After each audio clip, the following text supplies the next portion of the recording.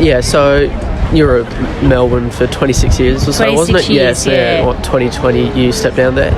I left in, February 2020. Yep, perfect. After 26 years, and planned to take a year off and travel the world and do some, and then COVID hit. Yeah. I was in lockdown for March, so... so I had almost a year in and out of lockdown in Melbourne, and then just thought, well, come back to Tassie. So here I am after all this time, after leaving when I was 18, and back to where I started. So how did you get into that role at Melbourne? And what was that role?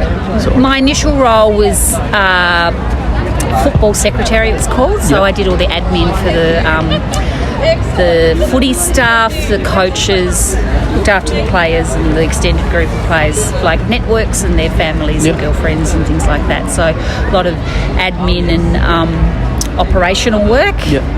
And then as the game grew and became more full-time, so I spent 19 years in the football department, and then I moved across to commercial, and I looked after the Red and Blue Foundation, which is our fundraising arm of the footy club, and looked after the major donors and people that supported the club financially. So did that for 7 years. So, But unfortunately, when I left and had enough and wanted to do something different, COVID hit.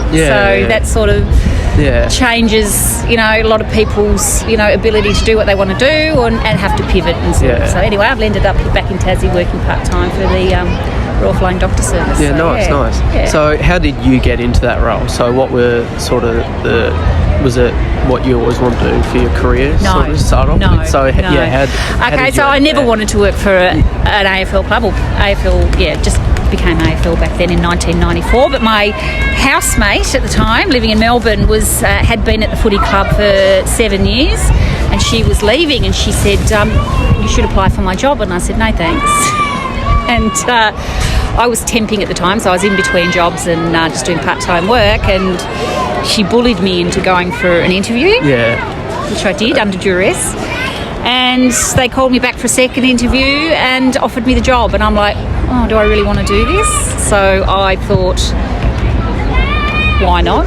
Give it a go. What's the worst thing that could happen? If you don't like it, then you can find something else. So 26 years later, and I had a really good career there, and lots of variety in what I was doing. Lots of challenges, through some really hard times. But built a really good network of friends that lifetime friends, and networks that have held me into good stead now. And I'm actually part of the Past Players, Melbourne Football Club Past Players Association Executive Committee. So I'm still connected in that way, and sort of doing what I can remotely from Tassie to help everyone and keep them connected. And it's a pretty exciting time after all these years in the doldrums to be coming out and playing some good footy. So it's good for the fans. It's good for everybody. So it's pretty exciting. So I'm actually going over next weekend for the Carlton game. Nice. So the club has invited all Club Life members.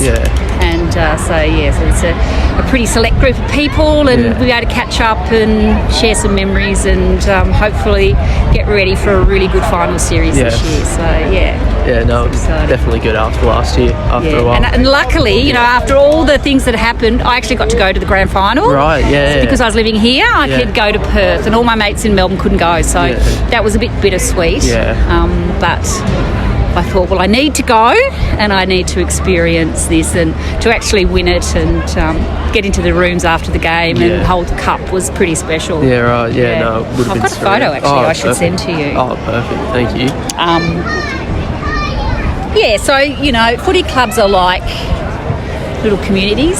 You look at communities in Tasmania and how people work together, or footy clubs. For me, that's what it's all about.